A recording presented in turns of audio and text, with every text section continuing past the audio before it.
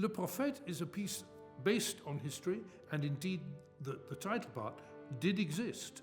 He was a real man, which of course is interesting for a start. And he invented this plot with the librettist, how they were going to go through a period of history that had violence and war and conflict in it, had religion, had love, a desire, and human beings, all the scale in the society, from the lowest workers to the emperor. So his remit, his dream, was pretty big. It takes place at the beginning of the 16th century, 1530s, and it's based around the idea of the Anabaptists. Now, the Anabaptists were a sect that, for a time, had great success and cachet, and it was based on the idea that if you really loved God, you couldn't be baptized into his church until you were mature enough to experience life and know that you wanted to commit yourself to this particular religion. So the idea of child baptism was completely unacceptable. But as well as that, the Anabaptists were manifestly violent as well. They were perfectly prepared to go towards conflict and fight for it, which is not a very, of course, ever attractive combination. And the historical context of this opera was that they needed a charismatic leader.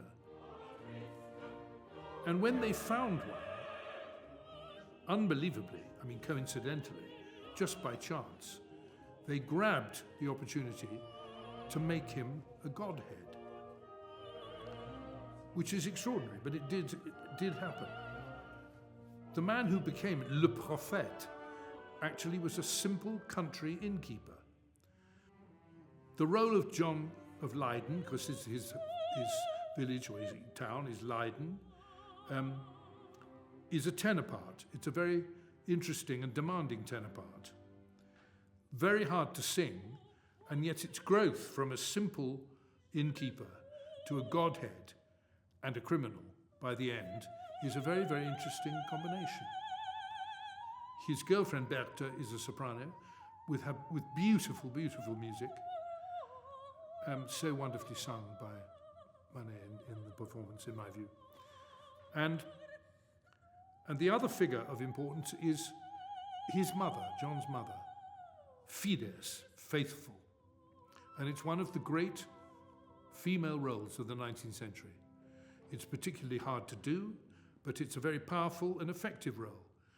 The Anabaptist movement is personified by these three strange, suspicious, untrustworthy, odd religious figures.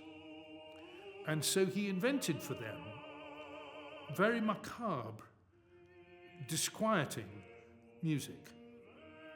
And they manipulate the people. And it's so interesting, that scene when they start to do it, how brilliant they are at talking to them, how brilliant they are at flattering them and challenging them and encouraging them.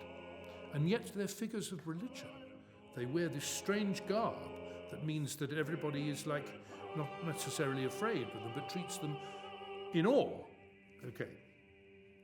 So later, when they do the same thing to the title part, they turn an innkeeper into a godhead. That's quite an interesting thing for music to express.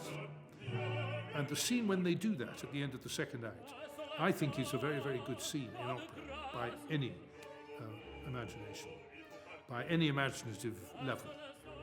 Because we know how successful they've been in the first act, and now we see them going further and supporting this guy and teasing him and saying that he mustn't go away, but he has something so special that he should realize his potential.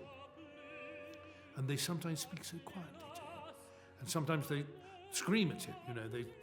They speak very strongly. And at the end, he decides to leave his sleeping mother and go with them.